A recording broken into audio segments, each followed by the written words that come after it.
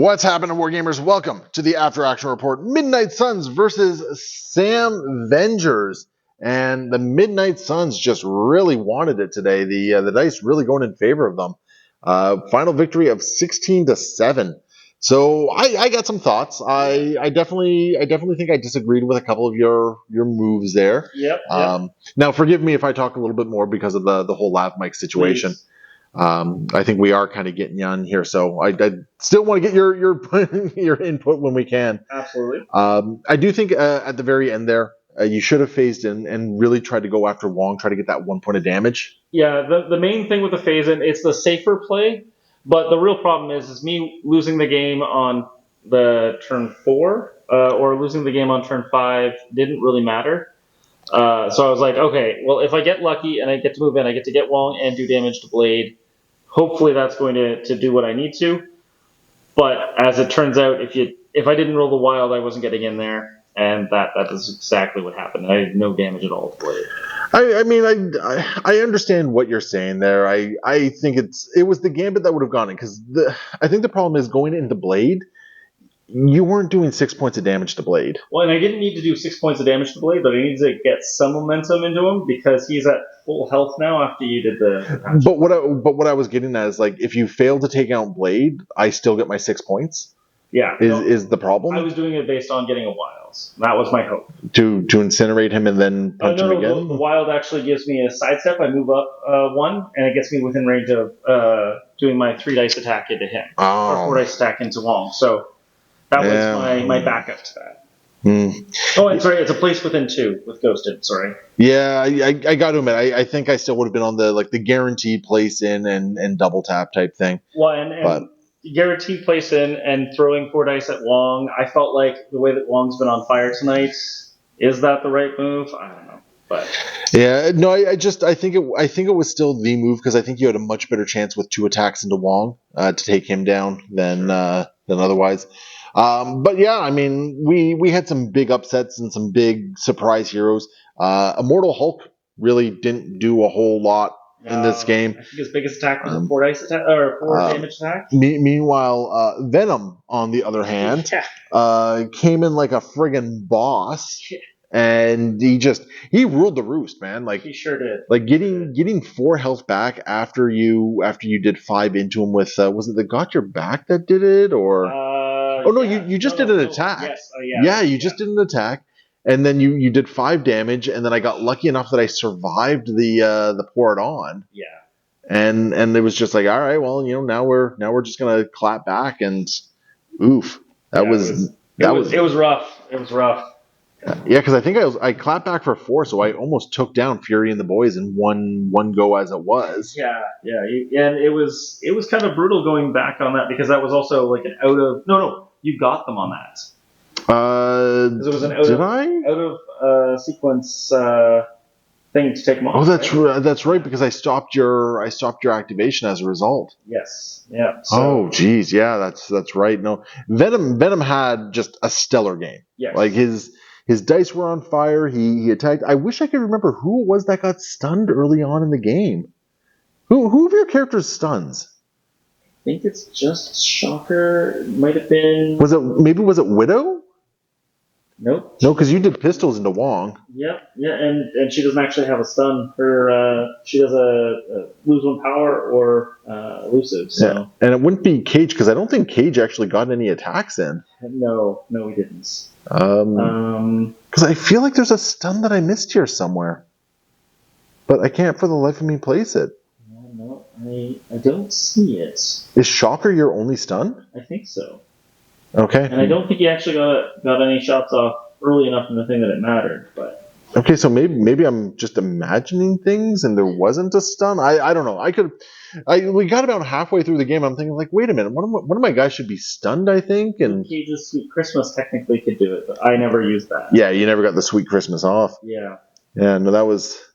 No, it was one of those games. Like the Midnight Suns, I think every single member of the team showed up and did stuff, right? I would argue that the Immortal Hulk didn't, but he showed up. Yeah, okay, sure, he showed up. And he did stuff. He threw people, and that was important. Yeah, he did displace some people. I think I got the wild trigger on one of his attacks, which was kind of helpul because that got the brace out. Yes. His smash turn was just atrocious. 11 dice, 4 hits, and then I think it was like 4 and 4. yeah. It was just bad. It was just bad. But Venom made up for it. Black Cat, I mean, she got a 2 stagger off or 1? Just one, right. Just one stagger off. But she grabbed a point very early on. She staggered somebody, and then she tanked a lot more attacks than she had any business to. Yep. Like I know when they changed Black Cat, a lot of people were saying, well, she's nerfed or Steel is an action now. I was from very early on. I was a fan of her saying, no. At worst, this is a side grade, but she is very defensive now. Yeah, I think she's very good. Like she made Luke Cage not make any attacks this game because between getting dummied and getting staggered. That's right, because you staggered and then you moved on just to try and contest the point, so no one would score it. That's right. Yep. Yeah. I will also say that I had a little bit more range than you did, and that was punished by Scoundrels. So that definitely, and we talked about that in the pregame. So yeah, Scoundrels is always one that when you're bringing a lot of shooting attacks, it can kind of hurt a little bit. You did have the ability to get in there. Sam, I think, underperformed a little bit this game. He did a little bit of damage. He gave me a bit of power. His leadership was amazing though, so like it let me do a lot of things. Unfortunately, I think I misplayed a couple of times in the middle. I'm going to be honest. I think the biggest misplay. I think you were too timid with Kitty. Yeah, it's just I've been watching her get dummied too many times, so I was hoping to get her up to a certain amount of power. But you're absolutely right. I took Faithful Companion for a reason. She got attacked once, and I decided not to use it on it, and I definitely should have. Yeah, like if there was anything, I think that would be the one. Like Luke Cage did what he's supposed to do. He taunted a whole bunch. Yep. He like, and granted, I was also doing that. I was like, okay, I want Luke to taunt. I want him to like drain his power, so he's not doing any Sweet Christmases or anything like that. Worst thing is because he took so much damage, he totally could have done a Sweet Christmas if he got to live to tell the tale. Now, when you Heroes for Hired, was there a? Oh yeah, it was size 3, wasn't it? It was size 3. And it was Hulk that was being blocked. Yeah. Yeah, he was not going to get punished for that, but at the same time, it was definitely. I felt like it was definitely the right move. So I will say, I think even though Shocker didn't throw a lot of dice, I think Shocker actually had a really big impact and slowed me down in the middle. Yes, and I also like if I should have thought about it a little bit more because I think I probably should have pushed Shocker towards the middle anyways. Because that was always the plan. I just decided I'd move to the side and then come in afterwards. But yeah. So okay, I gotta ask, why did you leave the disturbance over here for so long? The plan was always to get 2 people over there and pick it up at the same time, and then unfortunately, I redirected. So yeah, you wanted to get 2 people over there, and yeah, I wanted to do it a little more safely than I needed to, and I was willing to let you take damage for it because I thought my guys over there were going to be able to take down Wong, and I was woefully inaccurate. Oh, okay. So yeah, let's talk about that for a second. Give me Widow. Give me Widow here. Yeah. So this is a matchup for the ages, obviously. That should not have happened the way it did. But have you taken a look at Wong's special techniques? Because he has all these extra abilities. Like, for example, he gains 1 power off of attack. No.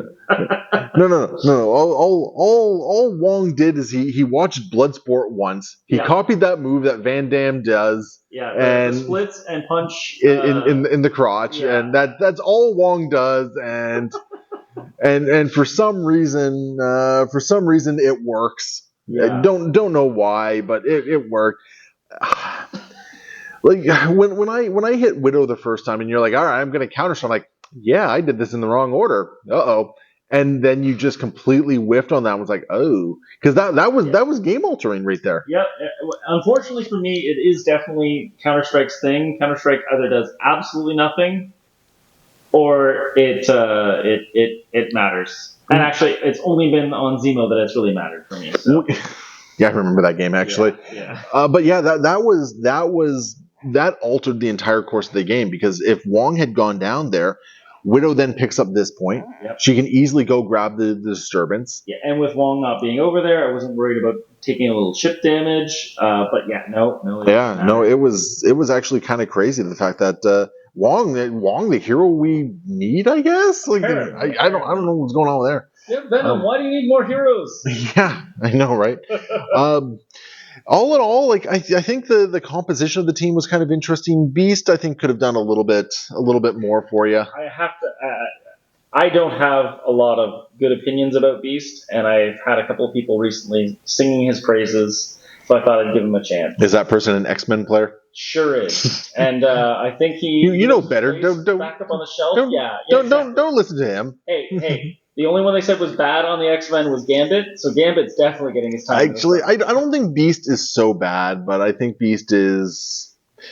He has his places, and unfortunately in this particular team where, I have, a size 4, a size 3, you weren't able to throw my guys around with him, unfortunately, as a result. Yeah. And that kind of hurts you a little bit. Well, and I love the idea of, I'm going to get some power off these dice. Yeah. You didn't get a lot of power off it, which was really unfortunate. So, so I brought Beast mostly because I was told that he's actually not that bad, and he's not, but he definitely has certain homes that he prefers, and he mostly took physical attacks and still had a rough time. So which is fair, yeah. Like I had no energy. Yeah, I had no energy that I was tossing out on you at all. In fact, aside from Blade, I was strictly physical. Yeah. I had good physical defenders, right? So yeah, but the Midnight Suns dice though were just friggin' cracked today. Yeah. Remember, kids, roll your dice at home. That's the important skill. If you don't practice at home, you won't do well in games. Yep, exactly. And if one of them's not rolling in line, take it out back in front of the others and hit it with a hammer. Exactly. Yep. Exactly. Remember, we have a cumulative 45 years of gaming experience here. Actually, probably even more, but probably closer to 50. So we know all the superstitions. Tune in next week for more tricks. So yeah, that is the game this week. Hopefully you guys enjoyed it. As always, hit us up in the comments. Let us know if we missed something, and we will see you next time. Happy wargaming.